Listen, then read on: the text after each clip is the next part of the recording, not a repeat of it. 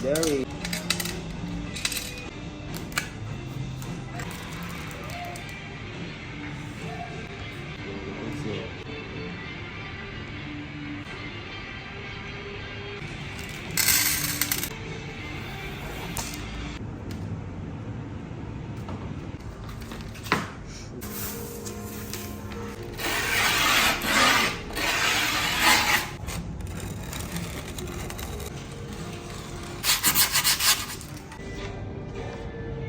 What's up guys, it's Boy Maranga. What's up guys, it's Boy Maranga. Yo, this is Boy Maranga. Putang ina. Wrong. Yo, what's up guys, it's Boy Maranga. Dito tayo ngayon sa skate shop ng Made Age of Dawn, in short, MAOD. So ngayon, magsiset up ako ngayon ng aking board. So ito pala yung board na gamit ko na mga almost 1 year. Ang nakaganda sa board na to is maganda yung made concave niya, tapos yung popsicle shape, and then 14 inches wheelbase. Ito, kita nyo to. Try nyo to guys. Swak na swak, sulit na sulit yung mga laro nyo. So, ayun. Kaya nakalimutan ko yung tools. Ito yung bagong tools, oh. Unique yung style niya, pre. Subukan natin to. Saga Tools, shout out. Ganda ng tools niyo. Shit, di ko alam to paano to. Ito yung mahal niya, cute. Ayun. Kakaiba yung ano niya, tools. Di ba guys, ang unique ng forma niya. Di kagaya ng T-tool, Y-tool. Ito ay L-tool.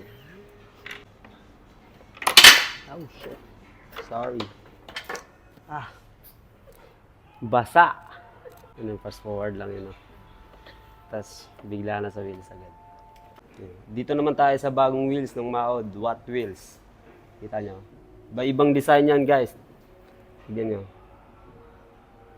Tsaka merong taong tumatakbo. Tsaka isang ibon. Tsaka isang nagsasayaw na lalaki at babae. Parang romantic dance. Ganun. Tsaka itong kabayo. So, ito pala yung gamit kong wheels. 53mm. At tsaka, actually, nakatry na ako nito sa isang setup. Ito guys, bagong-bago pa yan Tsaka 101 hardness and then conical shape. So guys, try nyo to guys. Ito masasuggest ko sa inyo, itong wheels na to, Watt wheels skate. You're right. Kakabitan natin guys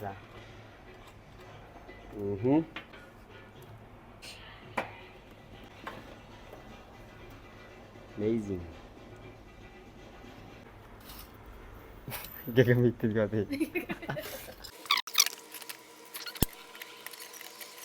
So ayun, tapos na natin setup guys. Ito yung full setup ng MAOD. Right. Made Age of Dawn. Kita nyo. Dami pa silang design guys actually. Ito, pwede kayo mamili. Lahat sa taas, Made Age of Dawn yan. Yan. So, punta na kayo dito or baka order na lang kayo sa message. Message me or the page of the MAOD. Message me. I have English pa more. Try natin guys.